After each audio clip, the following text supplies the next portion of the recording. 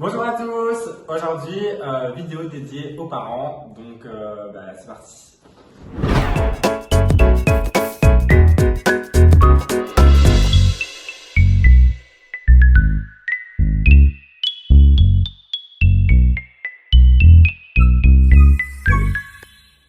Donc comme nous l'avons dit dans notre dernière vidéo, le coming out c'est un cheminement de reconnaissance, d'acceptation et de partage de notre identité sexuelle.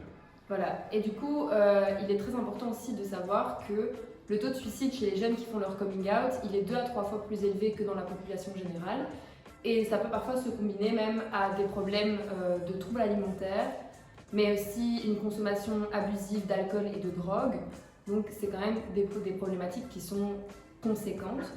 Et donc c'est pour ça qu'il est très important de favoriser des relations positives avec les proches, dont les parents dont nous allons parler juste après, parce que justement ça permet de protéger de tous ces troubles qui peuvent apparaître.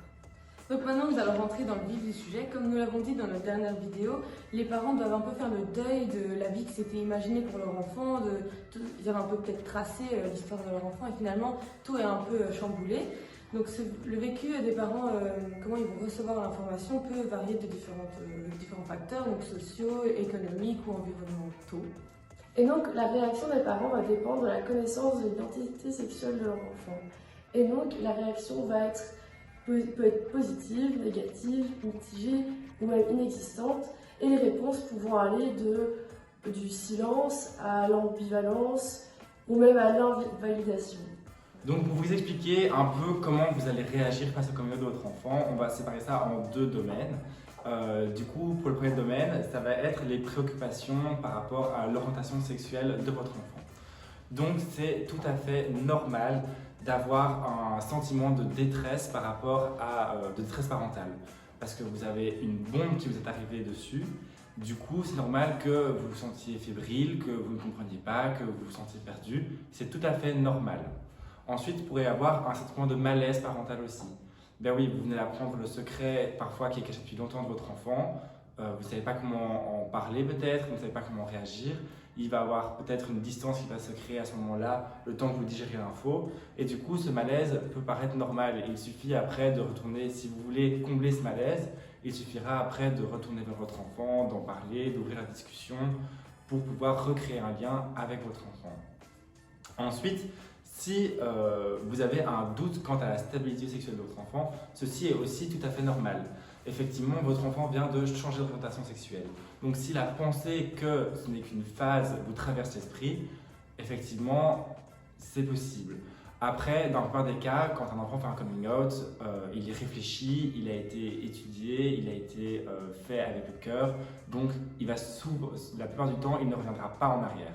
Ça reste une possibilité, mais dans la plupart des cas, ce ne sont pas du tout des phases. Ensuite, vous allez être tenté d'influencer, c'est tout à fait normal. Vous devez faire le deuil de l'image de votre enfant en tant qu'hétérosexuel. Et du coup, c'est normal que vous allez vouloir vous raccrocher à cette image du passé pour essayer de le ramener dedans. Mais ce sont bien sûr des situations qui sont à éviter parce que ça ramène votre enfant dans un mal-être, parce que son pré-coming out, si vous avez vu la dernière vidéo, le pré-coming out pour lui est assez difficile, c'est une période qui est assez douloureuse. Donc c'est quand même des comportements qui sont à éviter, mais s'ils interviennent, c'est normal. C'est aussi vous qui vous raccrochez à ces images du passé. Ensuite, n'hésitez pas à chercher de l'aide avec vos proches ou d'autres personnes afin d'en parler, d'en discuter. Ça va vous permettre de digérer mieux l'information, peut-être de mieux la comprendre. Peut-être que les intervenants vont pouvoir vous expliquer certaines choses qui vont vous rendre plus à l'aise avec le sujet. Donc n'hésitez vraiment pas à demander de l'aide et à en chercher. Et enfin, si vous avez des difficultés à accepter, ben voilà, votre enfant, si vous avez regardé la dernière vidéo, vous savez qu'il a mis entre 2 et 5 ans à accepter lui-même qui il est. Du coup, ne vous mettez pas non plus la pression pour accepter ça du jour au lendemain. C'est normal que vous ayez une période de doute, une période où vous avez des difficultés à l'accepter. Tant qu'à la fin, il y a une acceptation et que vous accompagnez votre enfant, il n'y a vraiment pas de problème. Et du coup, le deuxième domaine dont on va parler ici, c'est le domaine du soutien parental et familial. Alors, il y a 3 types de soutien. Le premier soutien, c'est le soutien parental direct, où là, les parents vont vraiment accepter totalement et soutenir l'enfant, c'est-à-dire qu'ils vont par exemple pas avoir de soucis à faire des sorties avec le copain ou la copine de l'enfant, si par exemple il en a, l'invité, etc. Donc c'est vraiment un soutien qui est observable directement.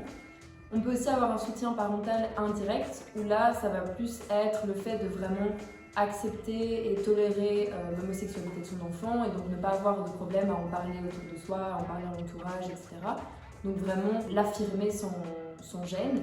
Et le troisième soutien, c'est le soutien de la famille. Donc là, c'est vraiment le fait que la famille, même un peu plus éloignée, va accepter totalement l'homosexualité sans problème du genre. Et donc pour conclure la vidéo, il faut savoir que la réponse des parents n'est pas prédéfinie et ça dépend vraiment de chacun. Et donc tout ce qu'on a dit là, ça a été tiré de différents témoignages parce que vraiment l'avis des parents, c'était vraiment important pour le coup. Du coup, le but au final, c'est que les parents arrivent à accepter l'enfant tel qu'il est, qu'il faut peu de temps ou longtemps, en soi, chacun a son propre rythme, donc chacun son rythme. Ensuite, si vous avez besoin d'aide, il ne faut vraiment pas hésiter.